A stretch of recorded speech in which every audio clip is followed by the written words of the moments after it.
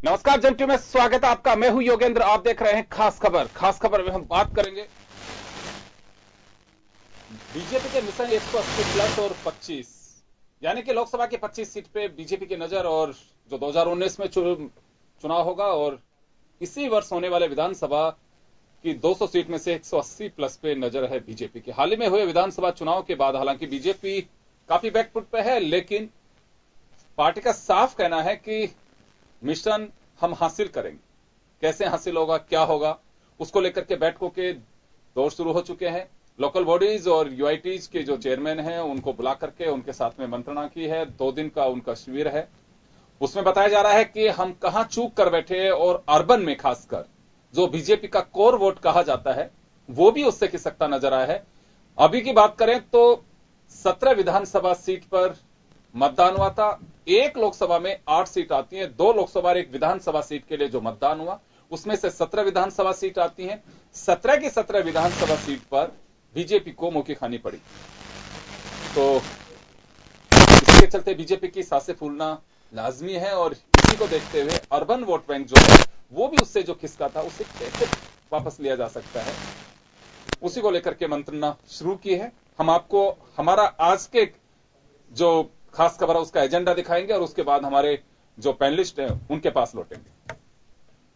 उपचुनाव में मिली हार के बाद भाजपा मुख्यालय में संगठनात्मक बैठकों का दौर शुरू हो गया है।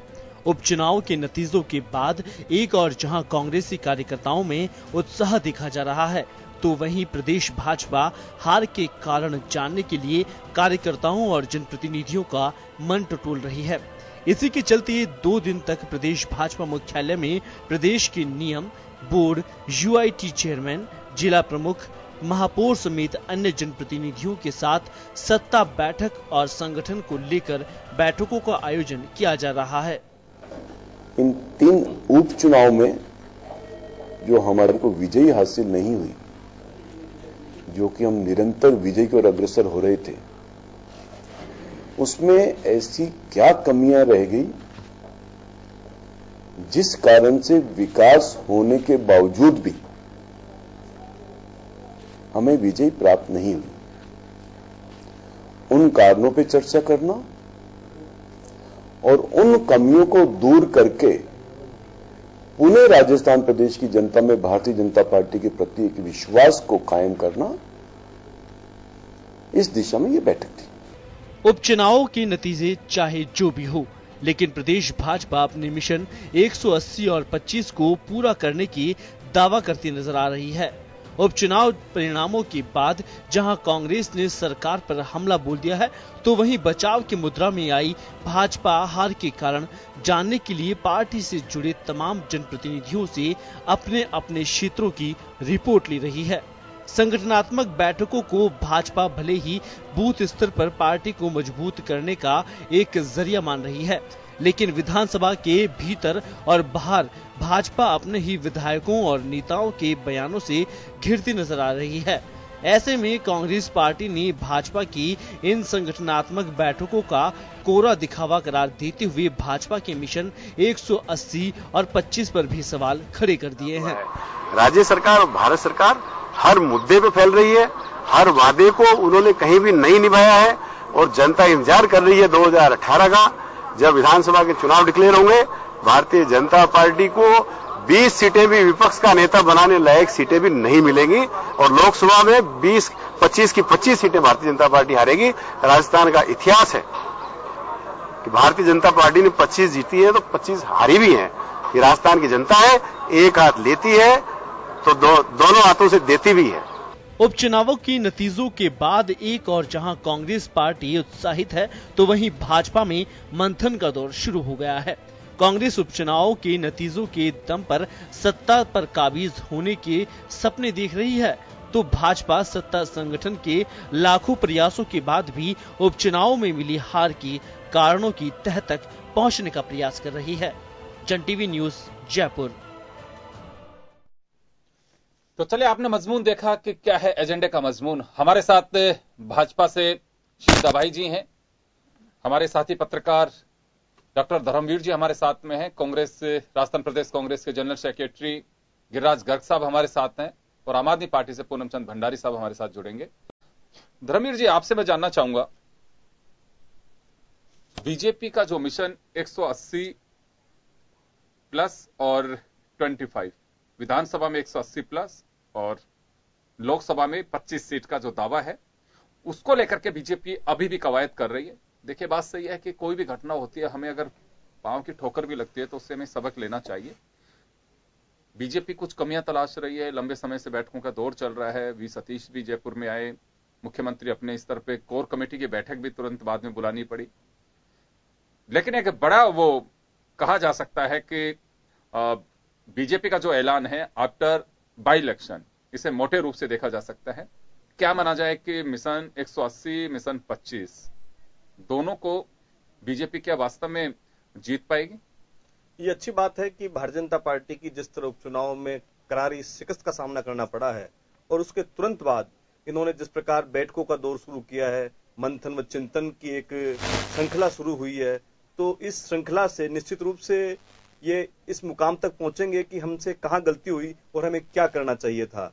आखिर 4.25 साल गुजरने के बाद अब बीजेपी को मंथन करना पड़ रहा है, तो इससे मुझे लगता है कि जो कार्यकर्ता कहीं ना कहीं उदासीन था, वो सोचता था कि केवल हमें तो चुनाव के दौरान ही याद किया जाता है, उसके बाद हमें भुला दिया जाता है। उन कार्यकर्ताओं को तरजीह दी जाने लगी है। जिस तरह कार्यकर्ता अब सचिवालय के कोनों में दिखाई पड़ते हैं, मंत्रियों के यहाँ जो भीड़ वापस हमें दिखाई देने लगी है, विधायक जिस तरह कार्यकर्ताओं को लेकर विधानसभाओं के गलियारों में मंत्रियों को ढूंढते हुए देखे जा रहे हैं, इससे मुझे लगता है कि कहीं ना कहीं पार्टी के निर्देशों के बाद जो विधायक, एमपी, मंत्री सक्रिय हुए हैं, ये लोकतंत्र के लिए अच्छी बात है, क्योंकि लोकतंत्र में तो जो राजनीतिक दल है वही रीढ़ की हड्डी होती है और वही लोग चुनाव लड़ते हैं। और उपचुनाव से भारतीय जनता पार्टी को सबक मिला है, तो ये अच्छा प्रयास है, इसकी सराहना की जानी चाहिए, क्योंकि हार आदमी को नए रूप में सोचने का विवश करती है, नए तथ्य देती है, नया सगुफा देती है।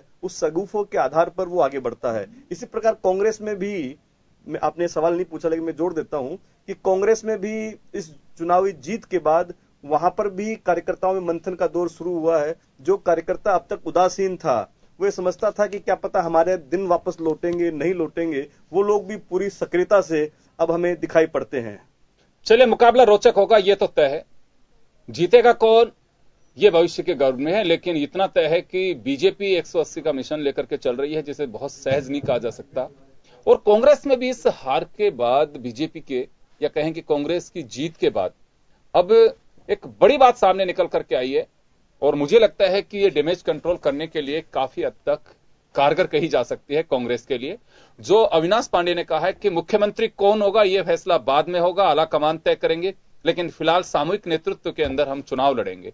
तो मुझे लगता है धर्मवीर जी, एक बड़ा बयान हो सकता है कांग्रेस का। ये बिल्कुल सही बात है। कांग्रेस पार्टी हो या भारतीय जनता पार्टी हो, हमेशा ये लोग ये कहते हैं कि हमें कि चुनाव हम ऊपर से नहीं थोपेंगे, जो हमारा प्रत्याशी होगा, जो मुख्यमंत्री हमारा होगा, वो विधायक दल तय करेगा। राजनीति शास्त्र में उल्लेख है कि विधायक ही मुख्यमंत्री का चयन करते हैं, तो सैद्धांतिक रूप से उस तथ्य को ये लोग स्वीकार करते हैं। लेकिन पार्टी के जो इनका अपना इंटरनल जो गाइडलाइन है, उसमें भी तय है कि विधायक तय करेंगे, विधायक दल का नेता।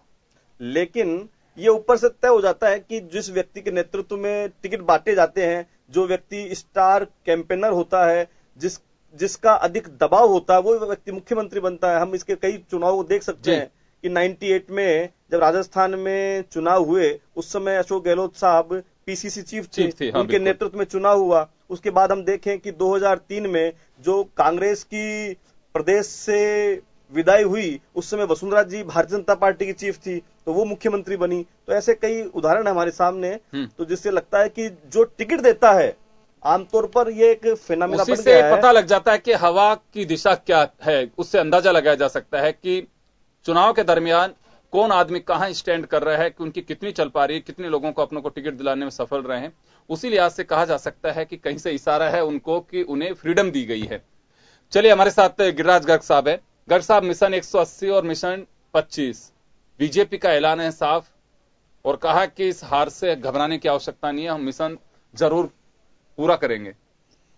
देखिए योगेंद्र जी, ये इस चुनाव के हार के बाद नहीं कह रहे हैं, ये तो शुरू से ये कह रहे हैं कि मिशन 180 और मिशन 25। हार के बाद वापस कहना ये बड़ी बात है। नहीं नहीं, सुनिए, आप सुनिए, ये अहंकार रूपी शब्द हैं जो ये अभी अहंकार इनका सत्ता का उतरा नहीं है। 163 का जो बहुमत आया था उसके बाद जो अहंकार इनके अंदर पनपा है, वो अहंकार जनता ने इतना बड़ा फैसला किया है कि 17 की 17 विधानसभा क्षेत्रों में जहां 50-50 हजार वोटों से भारतीय जनता पार्टी जीती थी, वहां 20-20 हजार वोटों से भारतीय जनता पार्टी पीछे रही है।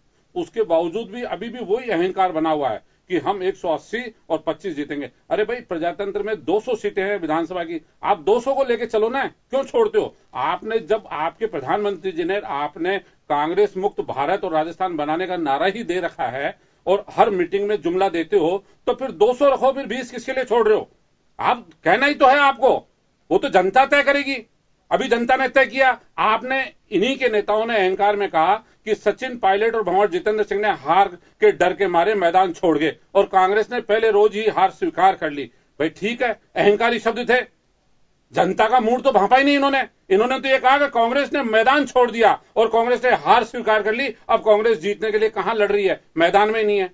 और वो परिणाम जब आए, जब परिणाम अप्रत्याशित आए कि कांग्रेस ने जो फैसले किए उसको जनता ने स्वीकार किया और भारतीय जनता पार्टी ने जो 4.25 साल का इनका विकास का जो नारा था उसको नकारा, इनके उम्मीदवारों को नकारा, इनके भ्रष्टाचार को नकारा, इनका काला कानून जो भ्रष्टाचार को स्थापित करने के लिए लाया गया था उसको नकारा। और ये कहते रहे कि हमने जनता के लिए इतना काम कर दिया, इतना विकास कर दिया कि 70 साल में कांग्रेस ने किया ही नहीं। भाई बहुत बढ़िया आपने कर दिया। तो और ये मिनी बाई इलेक्शन था, 17 विधानसभा सीटों पे 200 में से 10% के लगभग सीटें हो गई और उसके बावजूद इन्होंने कहा कि नहीं, हम जीतेंगे। अच्छा भाई, लेकिन शहर के, जबकि शहर का मतदाता हमेशा ये माना जाता है, ट्रेंड रहा है कि भारतीय जनता पार्टी का समर्थक होता है। लेकिन आप देखिए, अजमेर उत्तर देखो और अजमेर नॉर्थ देखो, आप अलवर शहर की देखो या किशनगढ़ देखो, मतलब जो शहरी मतदाता था उसने जिस तरह से इनको नकारा है, जिस तरह से इनके खिलाफ गुस्से में आके वोट दिया है, वो इसको इंगित करता है कि ये 2018 के चुनाव में जनता तय करेगी और जनता ने तय कर लिया। ये 180 नहीं, मैं तो ये कहता हूं परिणामी जी को और मुख्यमंत्री जी को कि आप मिशन 200 ही लेके चलो। चलिए, मैं आऊंगा आपके पास में पूनम चंद जी भंडारी से। भंडारी साहब, आम आदमी पार्टी प्रदेश में अपनी जड़ें जमाने की काफी सोच रही है। बीजेपी महज 20 सीट छोड़ रही है। 180 के ऊपर कितनी भी सीट आ सकती हैं, अब उनमें से बचेंगे आपको, कांग्रेस को, बीएसपी को, सबको बांटना उसमें से। ये देखो, भाजपा का तो ऐसा है कि ये माहौल इस तरह का बनाने में कार्यकर्ता डिमोराइज ये माहिर है।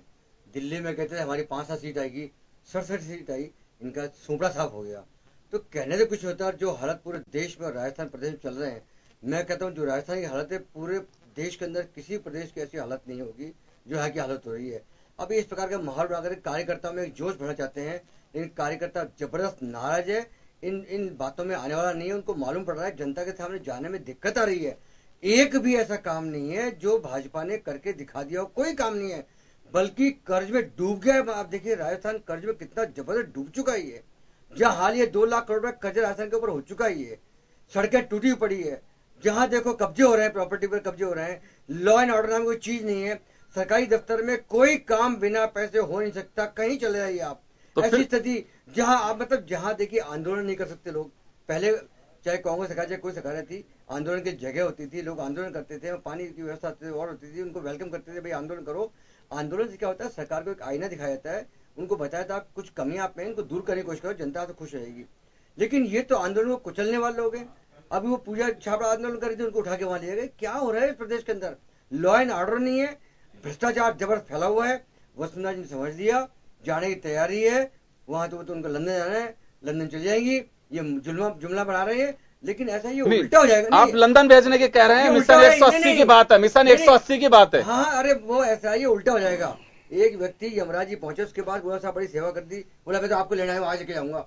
5000 आदमी से ऊपर लिस्ट आपकी है, उससे बड़ी सेवा की, तो उन्होंने बड़े अच्छा खुश हो गए, बोला ठीक है यार कोई बात नहीं, इसका नाम सबसे नीचे देता हूँ। लेकिन बाद में स्टार्ट किया वो नीचे वाली लिस्ट ऊपर कर दी, दूसरे ऊपर आ गया। तो 180 वाली जो लिस्ट है और 20 कह रही है, ये ऐसा है 20 इनकी रहेगी, 180 बाहर जा रही है, ऐसा लग रहा है। और यही होगा, बता रहा हूं आपको, यहाँ की जनता त्रस्त हो चुकी है। लोगों के मुंह से निवाला निकाल चुके हैं। मतलब क्या किया बताइए आप। ये पानी के बिल देखो 4 गुना बढ़ दिए हैं, बिजली के बिल 3 गुना बढ़ा दिए। जनता क्या चाहती है? चलिए शील दवाई जी, आरोप आपके जो प्रतिपक्ष के साथी हैं दोनों, उनका है सीधा सीधा आरोप है कि पब्लिक त्रस्त है, लॉ एंड ऑर्डर से हो चाहे अपनी जरूरत की जो चीजें हो उनकी वजह से हो, और उसके बावजूद भी आप सपना 180 का देख रहे हैं। ये आपके साथियों का आरोप है सीधा।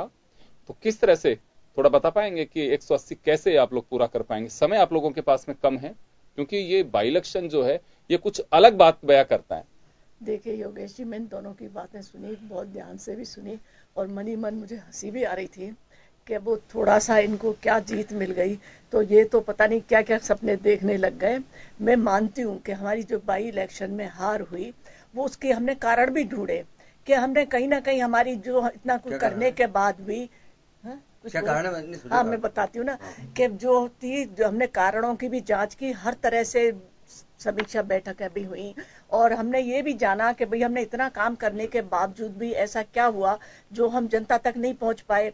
तो एनालिसिस से निकल के आया, हमने खूब सारी जनता के लिए, सेवा के लिए योजना बनाई, हमने जल स्वावलंबन योजना भी बनाई, हमने शिक्षा के क्षेत्र में भी काम किया, हमने कृषि के क्षेत्र में भी काम किया, हमने बिजली भी दी, पानी दिया, सब कुछ दिया।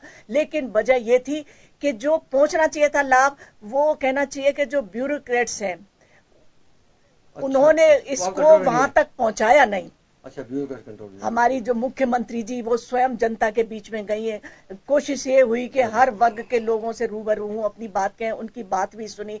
हमारे कार्यकर्ता जो है वो जनता के बीच में गए, बीजेपी ऑफिस में भी मंत्री बैठते रहे, घरों पर भी बैठे, उनकी सारी छोटा सा सवाल मैं सुशील जी एक छोटा सा सवाल कहना चाहूंगा। चलिए, बहुत लंबे समय बाद में आप लोगों के समझ में आई है कि ब्यूरोक्रेसी ने आप लोगों की नैया बनाया उन्होंने। सर एक सेकंड, हाँ मैं बता रहा हूँ, मैं वही कोट कर रहा हूँ, काम नहीं कर रही है। एक बार हाँ बिल्कुल ये बात सही है कि मीडिया ने खूब उठाया था। देखिए, सबसे बड़ा खतरा कालो कानून का किसको था? मीडिया को सबसे बड़ा खतरा था, क्योंकि आम आदमी सोशल मीडिया की वजह से कहा। लेकिन मीडिया का तो सीधा ये था कि आप बिना परमिशन के किसी का नाम नहीं छापेंगे। आज अगर कोई डकार भी गया पैसे, आपके हाथ में पुलिंदा उन पेपर्स का है जो प्रूव करते हैं कि हाँ ये आदमी करप्ट है, लेकिन परमिशन लेंगे आप पहले तो सरकार की, फिर सरकार की इच्छा पे आप परमिशन दे नहीं दे आपको छापने की, तब तक तो मुझे लगता है कि लोग देख लेंगे कि आप क्या छाप रहे हैं। ये तो हमें खुद को ही पता चल गया।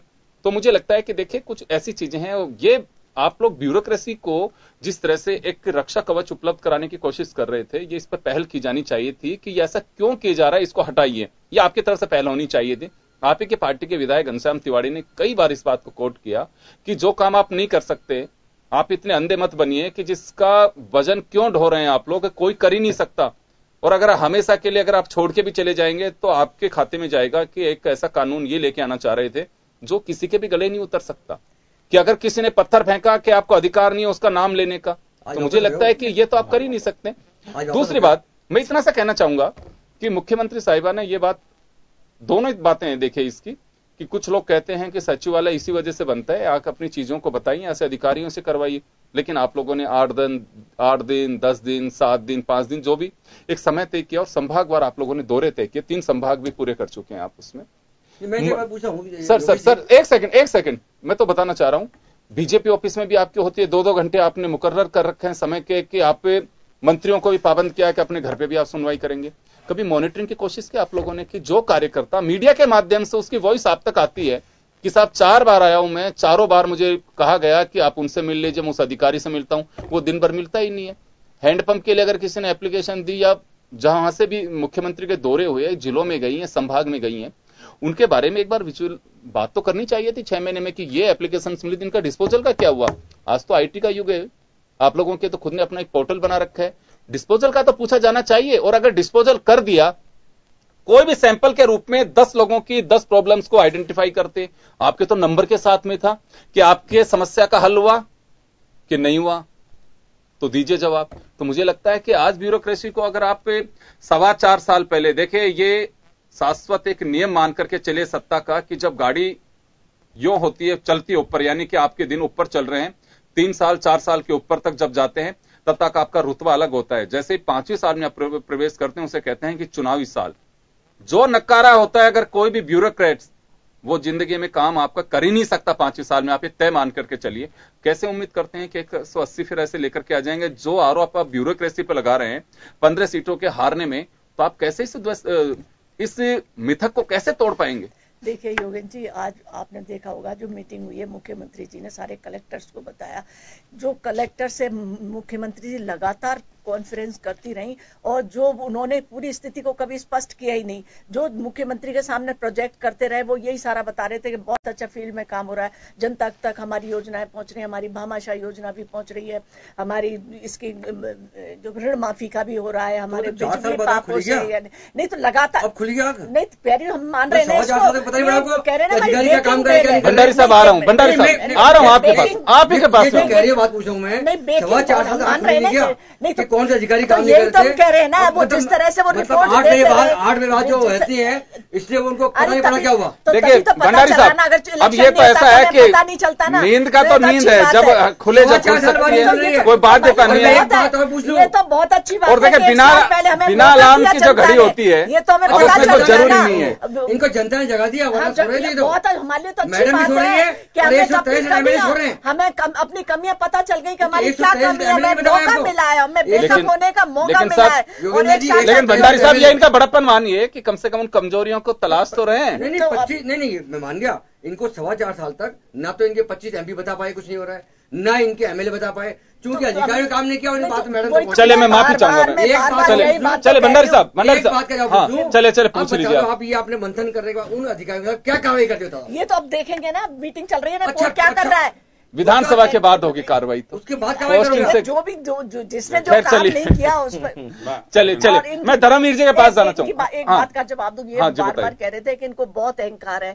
मैं ये बता देना चाहती हूँ कि राज्य को अहंकार नहीं है, हमारा ये आत्मविश्वास है, हमें अपने कार्यकर्ताओं पर विश्वास है। जब बीजेपी का कार्यकर्ता जब वोट खड़ा होता है, आप जीते नहीं हो, आप जीते नहीं हो, ऐसा कुछ भी नहीं किया आपने ना, आपने कुछ ऐसा किया कि जिसकी वजह से जनता आपको, आपने जनता के सामने क्या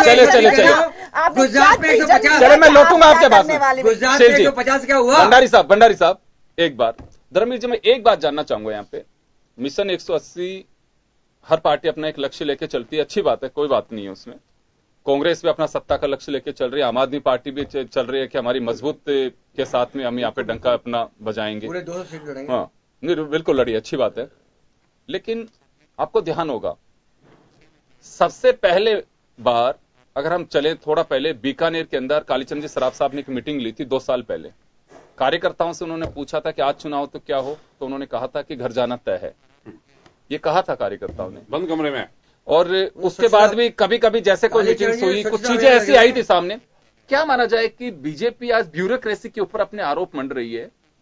मैं तो सैल्यूट करता हूं इस पार्टी को कि जिनका माइक्रो मैनेजमेंट इलेक्शन में जो तय किया था। देखिए जीत आ रही एक अलग बात है, लेकिन मैनेजमेंट पन्ना प्रमुख 30-60 मतदाता पे एक अगर व्यक्ति एक कार्यकर्ता का डेप्यूट करते हैं तो मुझे लगता है कि देखिए मैंने फिर कहा कि परिणाम अलग बात है, लेकिन मैकेनिज्म देखिए कि आप किस कोर वोट को आप तलाशने की कोशिश कर रहे हैं, कहां से आप खींचने की कोशिश कर रहे हैं।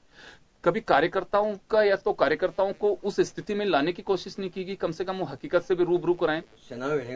मुझे लगता है कि देश में डेमोक्रेसी पर नौकरशाही हावी आज, चाहे किसी भी पार्टी की सरकार हो, कांग्रेस की हो, भाजपा की हो। क्योंकि अपन थोड़ा पीछे जाएंगे तो राजस्थान में कुंभाराम आर्य जैसे लोग रहे हैं जो अधिक पढ़े लिखे नहीं थे, लेकिन नौकरशाही उनको सलाम किया करती थी। आज पढ़े हुए लोग हैं, लेकिन नौकरशाही ने जो लिख दिया वो अमिट है, उसको संबंधित मंत्री चेंज नहीं कर सकता है। ऐसा क्यों हुआ, हमें ये जानना चाहिए कि ऐसी परिस्थितियां क्यों पैदा हुई राजस्थान में कि एक ब्यूरोक्रेट पूरी सरकार चला रहा है, एक ब्यूरोक्रेट पूरा विभाग चला रहा है। होना यह चाहिए था कि जो मंत्री हैं वो संबंधित विभाग पर पूरी निगरानी रखे। ऐसे में हम देखते हैं कि जो सबसे बड़ी कमी हमें दिखती है वो यह है कि जो आज का जो राजनेता तैयार होकर आ रहा है वो राजनेता कहीं ना कहीं तैयारी से नहीं आ रहा। पहले के जो राजनेता होते थे, जो पहले के कार्यकर्ता होते थे, लंबे समय तक आंदोलन से निकले हुए होते थे, लंबे समय तक उनका सड़क पर चप्पल चटकाते हुए चलते थे, लोगों की समस्याओं को दूर करते थे, लोगों के लिए संघर्ष करते थे, तब जाकर उनको मौका मिलता था, तब वो लोगों की पीड़ा को महसूस करते थे। वो पीड़ा को जानते थे और ये महसूस करते थे कि इस व्यक्ति जो मेरे पास बाड़मेर से जयपुर आया है, इसकी क्या परेशानी है और इस परेशानी को संबंधित ब्यूरोक्रेट है ये क्यों नहीं दूर कर रहा। होना यह चाहिए था कि बाड़मेर की समस्या बाड़मेर में दूर हो। जो वहां कलेक्टर बैठा है उसने उस समस्या को दूर क्यों नहीं किया। जब वो जनता दरबार में आता है, मुख्यमंत्री जी के पास आता है, सचिवालय में घूमता है, तो कोई उसे सवाल नहीं पूछता उस संबंधित बाड़मेर के कलेक्टर से कि भाई ये व्यक्ति जयपुर क्यों आया, इसकी समस्या का समाधान तो बाड़मेर में होना चाहिए था। तो इस तरह की समस्याएं बनने से ब्यूरोक्रेट ने यह समझ लिया है कि हम लोकतंत्र के हम राजा हैं, ये तो चंद दिन आएंगे या इनको कहीं फंसा देंगे और ये वापस इनकी विदाई हो जाएगी। तो कई बार ये भी देखने में आया, कई लोग बड़ी दबी जबान में ब्यूरोक्रेट ये कहते हैं कि हमारे पास हम पीएस के रूप में 10 फाइल ऊपर भेजते हैं मंत्री जी को, मंत्री जी 6 फाइलों पर हम नेगेटिव टिप्पणी करते हैं, 4 पे पॉजिटिव करते हैं, मंत्री जी हमें बुलाते हैं, कहते हैं 6 पे टिप्पणी नेगेटिव क्यों की आपने, तुम कहते समझे फंस जाओगे आप। फिर हमें मंत्री जी में तालमेल हो जाता है कि साहब 5 आपके और 5 आपके। यदि ऐसी स्थिति देश में रहेगी तो मुझे लगता है कि जो लोग ब्यूरोक्रेसी को, जो हम अंग्रेजी में हिंदी में नौकरशाही कहते हैं, वो देश के लिए बड़ी दुर्भाग्यपूर्ण होगी। रही बात चुनाव जीतने की, तो चुनाव जीतने के लिए सभी राजनीतिक दलों को प्रयास करना चाहिए, क्योंकि लोकतंत्र में चुनाव उत्सव के समान होते हैं। जिस प्रकार दिवाली, होली, रक्षाबंधन के उत्सव आते हैं, ठीक उसी प्रकार हमारे देश में नहीं दुनिया में जहां डेमोक्रेसी प्रोसेस है वहां उत्सव के रूप में मनाया जाता है। सभी राजनीतिक दलों को पूरी तरह मेहनत से, समर्पण से काम करना चाहिए। और एक बात और कहूंगा मैं कि जो कार्यकर्ता को जो सम्मान मिलना चाहिए था, उस सम्मान में कहीं ना कहीं हर राजनीतिक दल में कमी हुई है। आज बदबू वाला कार्यकर्ता किसी को पसंद नहीं है। कार्यकर्ता वो चाहिए जिस पर बड़ी गाड़ी हो, अच्छे कपड़े पहने हुए हो, लग्जरी उन नेताजी की वो सुविधाएं प्रोवाइड करवा सके। ऐसे कार्यकर्ताओं को तरजीह दी जाने लगी है, जो कि हिंदुस्तान के अतीत में ऐसा कहीं नहीं था। हिंदुस्तान के अतीत में यह था कि जो अच्छा वर्कर है, जो अच्छा स्पीकर है, जिसने जनता के दर्द के लिए काम किया है, उनको मौका दिया जाता था। लेकिन आज वही लोग राजनीति में सक्रिय हैं जिनके पास लंबी गाड़ियां हैं। वापस लौटूंगा आपके पास में। आप जो कह रहे हैं बिल्कुल सही है, और ये चाहे बीजेपी के नेता माने ना माने, कई बार हमारे रिपोर्टर्स, दूसरे मीडिया रिपोर्ट्स ये साफ कहते हैं कि 15 सीट पे जब बीजेपी की हार हुई, कांग्रेस तो अपने हिसाब से खुश होगी कि हमें चले एक बड़ा अचीवमेंट मिला है, लेकिन बीजेपी के नेता भी काफी खुश थे कि चले कम से कम चुनाव से पहले हार हुई तो कम से कम अब आंखें खुलेंगी। तो ये शील जी जो इनके अल्फाज थे अभी कि कार्यकर्ता की जो कदरी है, बेकदरी कहें इसको, जो कद्र होनी चाहिए थी वो कद्र नहीं हो पा रही है। अगर कार्यकर्ता को समझने की कोशिश की जाए कि हम शॉर्टकट मेथड अपनाना शुरू करते हैं, ऐसे दोनों पार्टियों के हाल हैं कि जिताऊ होना चाहिए, दागी हो चाहे बागी हो। कई बार तो हालात ऐसे हुए हैं कि आपकी पार्टी बाद में छोड़ी, टिकट पहले थमा दिया उसको। तो ऐसे जब पोजीशन होंगी, कार्यकर्ता देखेगा कि मुझे जब पार्टी में रह करके नारे लगाने हैं तो मेरी तो इमेज प्रतिपक्ष में रहते हुए ज्यादा निखर कर आएगी, मुझे फायदा क्या हासिल होने वाला है। चलिए हमारी ये चर्चा जारी रखेंगे, छोटे से ब्रेक के लिए रुकेंगे, ब्रेक के बाद वापस लौटेंगे।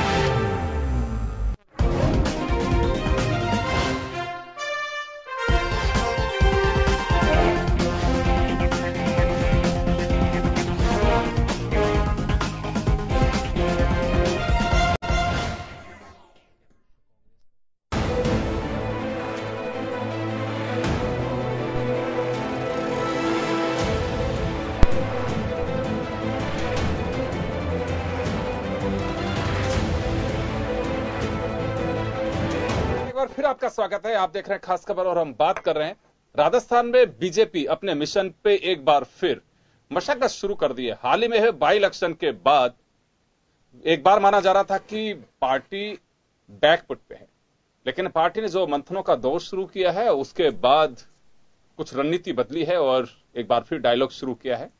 पार्टी हर कार्यकर्ता को खुश करने की तो कोशिश कर ही रही है, साथ ही उन कमियों को भी तलाश रही है कि ऐसी वजह क्या रही कि हम एक मिशन लेकर के चल रहे हैं 180 और मिशन 25 का, लेकिन हम जिन विधानसभा सीटों में 65 हजार से जीते वहां से 25 हजार से हार रहे हैं। ऐसा क्या हुआ, उन तलाश अब क्या होगा, किस निचोड़ तक पहुंचेंगे, कार्यकर्ता को कैसे खुश कर पाएंगे। मैं धर्मवीर जी की बात से काफी हद तक सहमत हूं कि बीजेपी के पास में कार्यकर्ताओं की फौज कह सकते हैं कोई कमी नहीं है, क्योंकि देखिए कांग्रेस ने का बीजेपी ने इस बार की अगर हम बात करें तो कार्यकर्ता को इलेक्शन मोड से बाहर आने नहीं दिया। 2013 में जब सरकार बनी उसके बाद 14 का लक्ष्य लेके चले, जो मोदी साहब के नेतृत्व में देश में पहली बार अपने दम पे सत्ता पे काबिज होना चाह रही थी बीजेपी। अटल बिहारी वाजपेयी पहले बने लेकिन गठबंधन के साथ में, एनडी अभी भी फोन में रही, बट पहली बार क्लियर मेजोरिटी बीजेपी हासिल करके आई थी। वो एक मिशन था।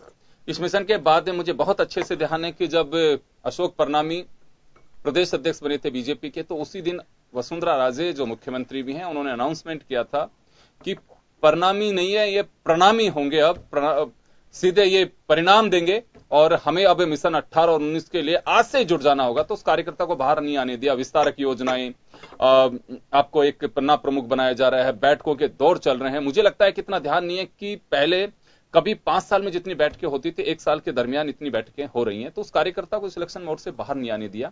अति किसी भी चीज की मुझे लगता है काफी घातक होती है। शायद बीजेपी के लिए भी एक बड़ा नुकसान हुआ कि कार्यकर्ता की समस्या, उसकी जो अपनी को तकलीफ है, उससे कोई सरोकार नहीं रहा और केवल आपने उस पर इलेक्शन थोप दिए। धर्मवीर जी, मैं छोटा सा सवाल होगा मेरा, बीजेपी में पहली बार ऐसा देख रहा हूं देश में कि शासकीय दल जिस पार्टी का हो उस पार्टी को इतनी मशक्कत करनी पड़ रही हो, इलेक्शन के मोड से बाहर नहीं आने दिया जा रहा हो। मैं पहली बार देख रहा हूं कि केंद्र में सरकार किसके, राजस्थान में सरकार किसके, अपोजिशन के लोग खड़े होने के लिए इतनी एक्सरसाइज करते हैं, लेकिन यहां तो उल्टा था। बीजेपी अपने आप को इलेक्शन मोड से बाहर नहीं आने दिया। कहीं अतिवाद तो नहीं था? नहीं, मुझे लगता है कि मई 2019 में लोकसभा चुनाव है और यदि 2018 दिसंबर 2018 विधानसभा चुनाव बीजेपी के लिए कमजोर पड़ता है तो उसका सीधा असर मई 2019 पर पड़ेगा। तो ऐसे में यदि असर पड़ता है तो वो वसुंधरा जी के लिए भी खतरनाक है, राजस्थान बीजेपी के लिए भी खतरनाक है और केंद्र की मोदी सरकार के लिए भी खतरनाक है। क्योंकि नरेंद्र भाई मोदी ने अनेकों बार कहा है कि मैं 2022 तक देश का नेतृत्व करूंगा।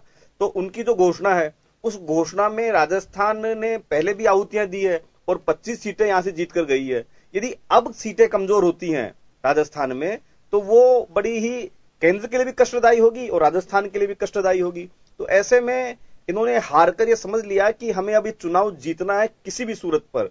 जो कार्यकर्ताओं की नाराजगी थी, नेताओं की नाराजगी थी, विधायकों की नाराजगी थी, मंत्रियों की नाराजगी थी, उन सभी लोगों की नाराजगियों को सिलसिलेवार दूर करने का प्रयास किया जा रहा है। और इसका आगाज भी मुख्यमंत्री जी ने, अभी जो बजट सत्र चल रहा है, इस बजट सत्र में आज उनका अभिभाषण भाषण था, तो उस भाषण में जो कथित काला कानून राजस्थान में थोपने की तैयारी थी, हालांकि वो विधेयक बना नहीं था, उसको काला कानून नहीं कह सकते अपन, लेकिन उसको वापस लिया है। प्रवर समिति से वापस लेने की घोषणा करके उन्होंने यह साबित करने का प्रयास किया है कि मैं लोकतंत्र में विश्वास करती हूं, हमारी पार्टी लोकतांत्रिक है। और इससे जिन लोगों में नाराजगी थी, क्योंकि अपन देखें तो भारतीय जनता पार्टी में घनश्याम तिवारी थे, वो इस काले कानून को लेकर काफी खफा थे। इससे कहीं ना कहीं मुझे लगता है कि जो उनके रिश्तों में जो बर्फ जमी है उस बर्फ में, हालांकि हो सकता है कि उसमें कमी नहीं आए, लेकिन कहीं ना कहीं रिश्ते मधुर नहीं होंगे, तो कहीं ना कहीं उनको सोचने को विवश होना पड़ेगा।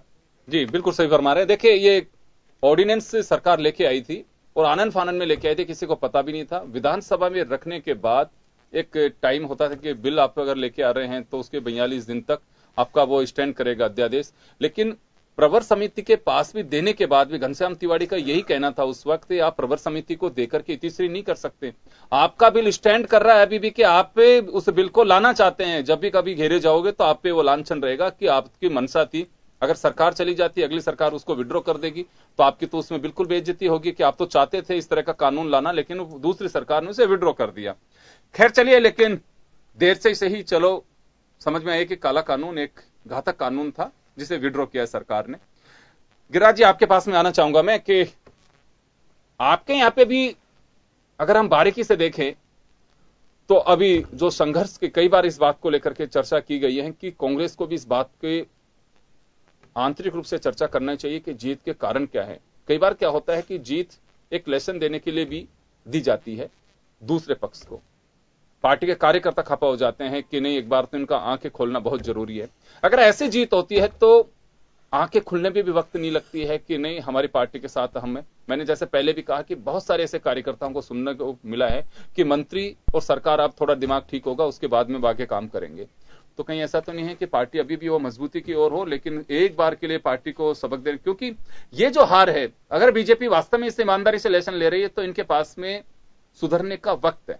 देखिए, निश्चित रूप से सुधार की गुंजाइश तो हमेशा रहती है, लेकिन भारतीय जनता पार्टी अपनी खुद की कमियों को, गलतियों को अधिकारियों पे थोप रही है। राजस्थान में 4.25 साल में यदि हम देखें उठा के, तो कम से कम 7 या 8 बार तो इन्होंने जिला कलेक्टर बदले, एसपी बदले, नीचे से लेके ऊपर तक का पूरा प्रशासन इन्होंने हर 6 महीने में, 4 महीने में, 5 महीने में बदला है। इतनी बार प्रशासन को बदलने के बाद आप ये कह रहे हो कि ब्यूरोक्रेसी ने हमें हरा दिया। ब्यूरोक्रेसी तो सरकार के प्रजातांत्रिक व्यवस्था में सरकार की इच्छा शक्ति की आधार पे चलती है, इशारे से।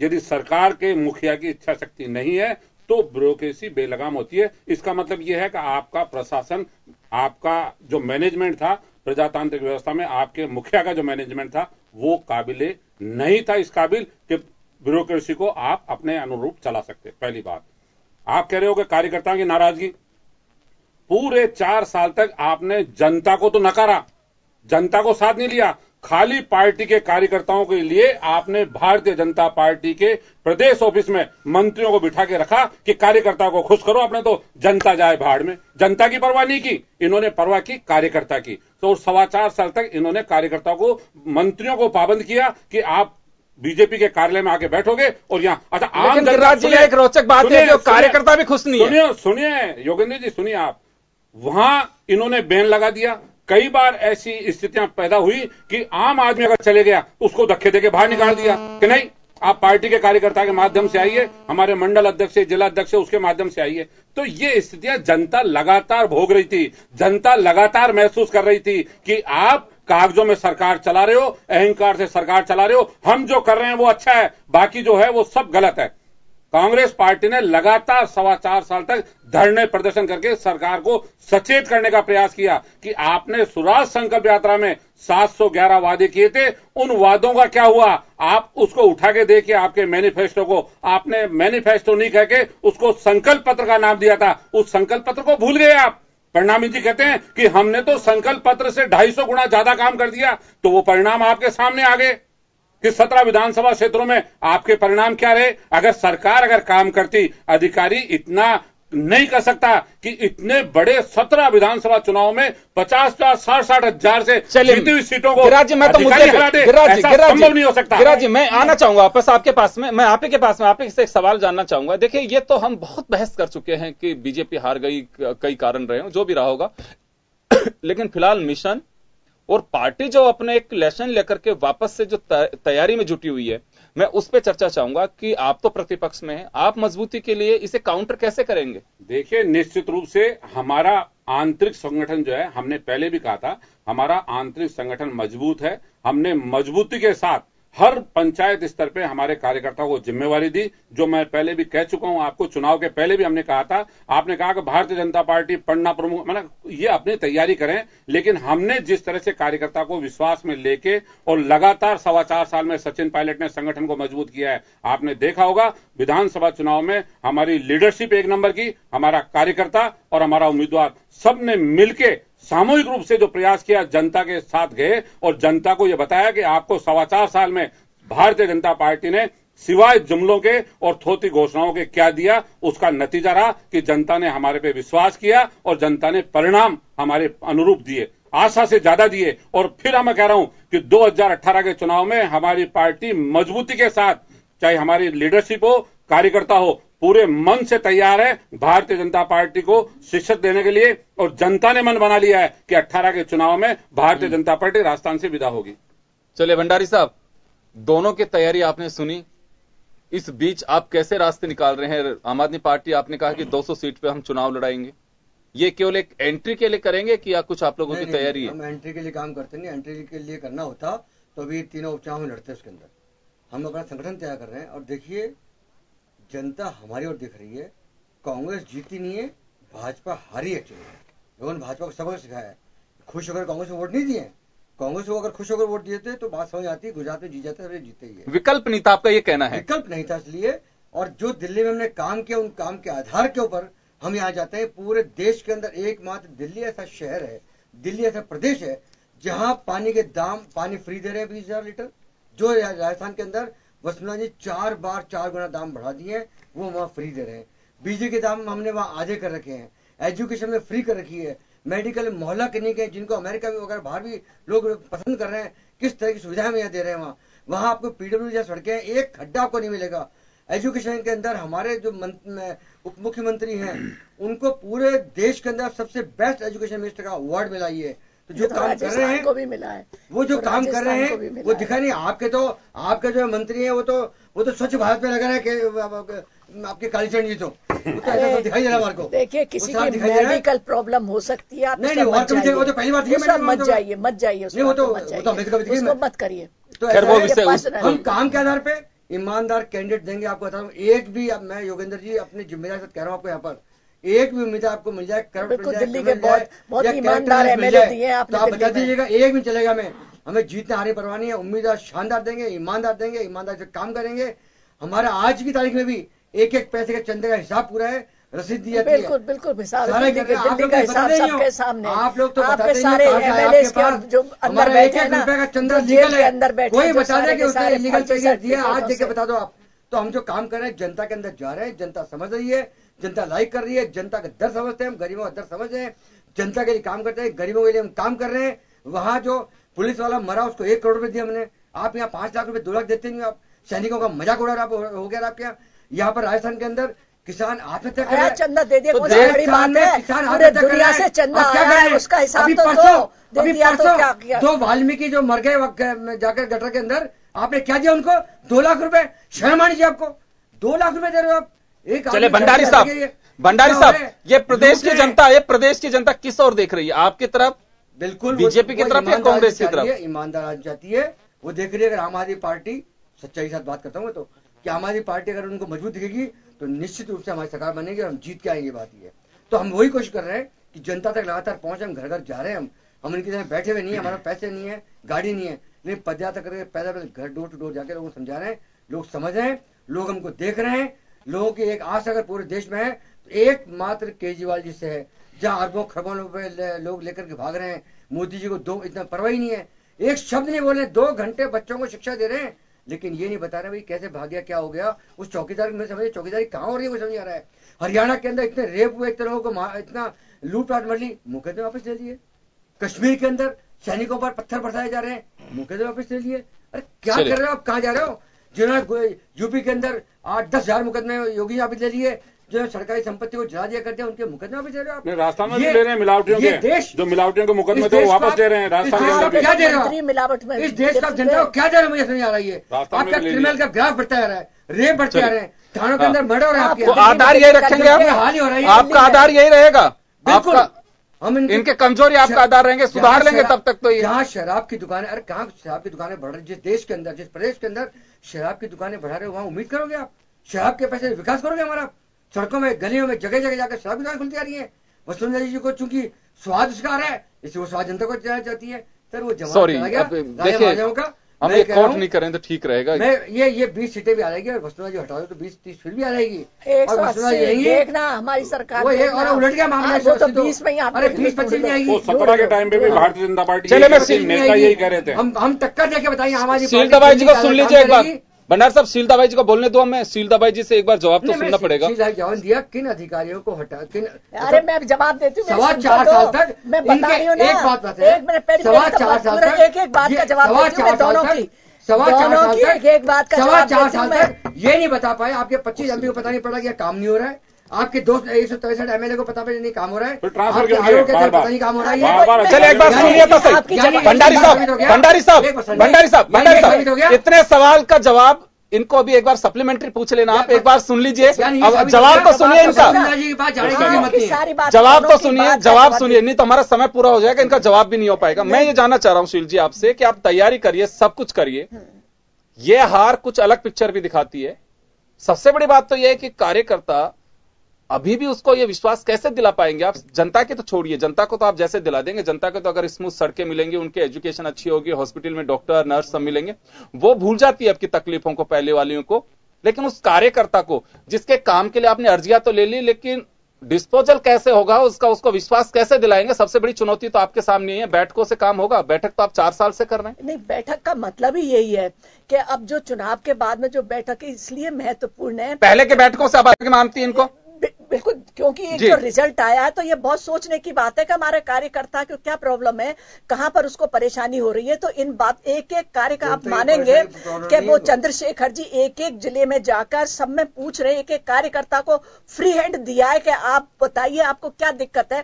अगर आप सबके सामने नहीं बोलते तो आप चिट में लिख कर देख दीजिए। तो कोशिश ये हो रही है कि शील जी, इतनी हिम्मत को बीजेपी में जुटा पाएगा जो ये कह सके कि उस चिट को भी खारिज करिए? परिणामी जी बिना स्लिप के मिलना बंद कर दिए। राजनीतिक दलों में ये कैरेक्टर रहा किसी का?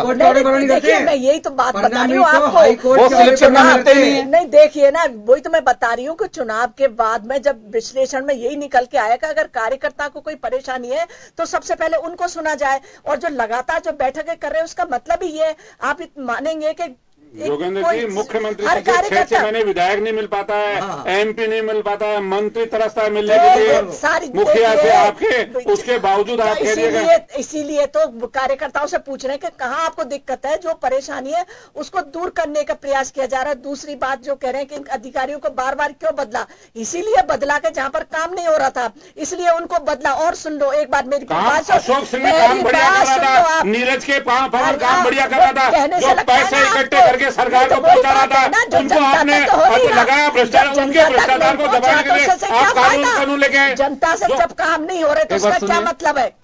खुला भ्रष्टाचार कर रहे थे अधिकारी जिनको आपने लगाया। बोलिए। कलेक्टर्स को 17 सीसी का नोटिस जारी करने का भी अधिकार दिया, क्योंकि अगर उनको लगता है कि फलाना अधिकारी मेरे अंडर है जो काम नहीं कर रहा तो उसको हर तरह के कलेक्टर को इसलिए पावरफुल बनाया। और अगर कलेक्टर उन्होंने हरा दिया, आप तो कह रहे हो उन्होंने हरा दिया अधिकारियों ने। फिर भी मैं यही तो कह रही हूँ, आपने कहा तो फिर उनको अधिकार देने का उचित क्या रहा? तो ये चेंज उसके बावजूद वो हराया। इसीलिए तो ये शील जी, मेरा एक छोटा सा सवाल होगा यहाँ पे। आपने कहा कि कलेक्टर्स को भी 17 सीसी का नोटिस देने की बात करें। ये तो आप नहीं, मैं एक बात जानना चाहूंगा, यहाँ खींच निकालेंगे आप लोग इलेक्शन की हार की, क्या वास्तव से लॉजिकली अगर कहीं को डिफॉल्ट है तो उसे उसके तहत देंगे? नहीं, बिल्कुल खींच की कोई बात नहीं है। आफ्टर ऑल काम उनको कलेक्टर्स को करना है, काम करना है तो वो तो मैनुअल जो है कर्मचारियों का उसमें 17 सीसी का नोटिस देने का सबॉर्डिनेट को है, अधिकार है। आप बता दें धर्मवीर जी, कलेक्टर को नहीं पहले एप्लीकेशन आती है, आप पूरा प्रोसीजर ऑफिस सुप्रीटेंडेंट होता है उसका को है, ये क्या बात कर रहे हैं आप? पढ़ो उसको कानून को। कलेक्टर तो बहुत बड़ी चीज है, जो ऑफिस सुप्रीटेंडेंट होता है वो 17 सीसी का नोटिस दे सकता है, डिप्टी कमिश्नर दे सकता है सीसी का नोटिस। हाँ, तो मैंने पढ़ा है ना कर्मचारी का ना कानून। अभी स्पेशल जो नहीं कुछ नहीं, ये आपके ये आप झूठ बोल रही हैं। 17 सीसी का नोटिस तो हर डिपार्टमेंट में देने का अधिकार है अधिकारी को। कैसे नहीं था ये? आप कैसे कह रहे हो नहीं था? बिल्कुल नहीं था, मैं कह रही हूँ ना, अभी जो सरकार ने हमारे नोटिस जारी करके दिया। बताओ शील भाई, एक बात तो मान ली कि IAS IPS वो तो बेचारा सही काम कर रहे हैं, वो नीचे वाले काम नहीं सही कर रहे, ये कहना चाह रहे हैं आप? ये फिर ब्यूरोक्रेट कहाँ हुआ? फिर ब्यूरोक्रेट कहाँ हुआ? ये कह रहा हूँ, ब्यूरोक्रेट ने कहा रहा उनको अधिकार दे दिए, अधिकारियों ने नहीं हराया, सारे फिर कर्मचारियों ने हराया, फिर आप ये कहोगे कर्मचारियों ने हराया। मैंने कहा ना ऊपर से नीचे। चलिए, समय कम है, मैं तो शील जी एक छोटा सा सवाल आपसे मैं एक जानना चाहूंगा। आप मीडिया कुछ चीजों को आप हाईलाइट करता है कि आप कहां कमजोर हैं, मिलीभगत की चीजें भी सामने आती हैं, उन्हें महज ये क्यों समझते हैं आप कि नहीं ये तो कोई बाइस्ड है या इस वजह से छाप रहा होगा, इस वजह से छाप रहा होगा? थोड़ी उसमें तह में जाने की कोशिश कर सकते हैं। आपकी अपनी पार्टी की सरकार है, आपका इतना बड़ा एक इंफ्रास्ट्रक्चर पार्टी का बना हुआ है, एक सिस्टम बना हुआ है, एक सेल बनी हुई है, क्या आप उसके जरिए आप सुन सकते हैं? मीडिया को जाने पे पाबंदी लगा दी प्रशासन ने, इससे बड़ा दुर्भाग्य क्या होगा? तो जा सकते हैं। सरकार डरती है सरकार कि मीडिया में उजागर नहीं करते भ्रष्टाचार। आप लोग ध्यान देंगे मीडिया रिपोर्ट्स पे ध्यान देंगे। नहीं योगेंद्र जी, देखिए आप भी बैठे हुए हैं, आप कुछ चैनल पर है, जब भी कोई दिखाया है आपने कोई जनता की कमी बताई है, अधिकारियों की कमी बताई है या कार्यकर्ताओं की पीड़ा भी बताई है, तो भारतीय जनता पार्टी ने हमेशा उसका गहराई से भाई जी, काले कानून का सारा विरोध मीडिया ने किया था। समय कम है, मैं रोकना चाहूंगा आप सभी को। खैर चलिए, ये तो सब चीजें मशक्कत चलती रहेगी और बीजेपी अगर हार की समीक्षा भी नहीं करती तो ये चुनावी साल है। इस तरह के बैठकों के दौर बीजेपी कार्यालय में भी होते हैं और पीसीसी में भी होते हैं, आम आदमी पार्टी बीएसपी में सब में होना लाजमी था और ये चलते भी रहेंगे। होली के बाद से ये और आप देख पाएंगे कि हाँ पार्टियों में किस तरह से बैठकों के दौर चल रहे हैं। लेकिन सबसे बड़ा जो सवाल है विश्वास की बात है, विश्वास आप कार्यकर्ताओं में कैसे जमा पाएंगे। दूसरा मैं एक बात और कहना चाहूंगा आपको, हो सकता है कि आपकी पार्टी से अदरवाइज लेती हो, अब की बार जो मैंडेट आप लोगों को मिला था, चाहे पार्लियामेंट में मिला हो चाहे असेंबली में मिला हो, वो एक ऐसे यूथ का मैंडेट था जो कभी भी घूम सकता है। वो बहुत ही विजनरी घूम चुका है योगेंद्र जी, वो गिरिराज जी, विजनरी, एक फेथफुल, एक अपेक्षा वाला था जो किसी के वोट बैंक की तरह किसी भी पार्टी को देखना नहीं चाहिए। वो अपना एक जजमेंट करता है, अपने तरीके से चलेगा, क्योंकि वो ये नहीं सुनना चाहता था कि 70 साल में 60 साल में कांग्रेस ने ये किया। वो आपके स्टेप का जवाब चाहता था कि आप क्या कर रहे हैं, वो ये विश्वास दिला गया था। आपको वो विश्वास दिलाना पड़ेगा। नरेंद्र मोदी साहब ने उसी विकास की वजह से ये इतनी लंबी छलांग लगाई थी। आप महसूस करिए इस बात को कि वो यूथ आपकी तरफ देख रहा है। अभी बहुत ज्यादा भरोसा नहीं दिलाया आपने, समय है। अगर वास्तव में उसे आप लोग कॉन्फिडेंस मिलेंगे और भरोसा दिला पाएंगे तो काफी बीजेपी के लिए इस तरह की बैठ के सक्सेसफुल कही जाएंगी। अदरवाइज तो वही चीजें, वही चेहरे इनमें घूमते रहेंगे और 18-19 में हम चर्चाएं जब करेंगे तो उस वक्त हालांकि रिजल्ट क्या होगा क्या नहीं होगा, समय दोनों ही पार्टियों के पास में है। और ये जो लड़ाई है ये बोनस की लड़ाई है, अब कौन जीत पाता है देखना होगा। चलिए, बहुत बहुत शुक्रिया आप सभी का और खास खबर में बस इतना ही। दीजिए इजाजत, नमस्कार।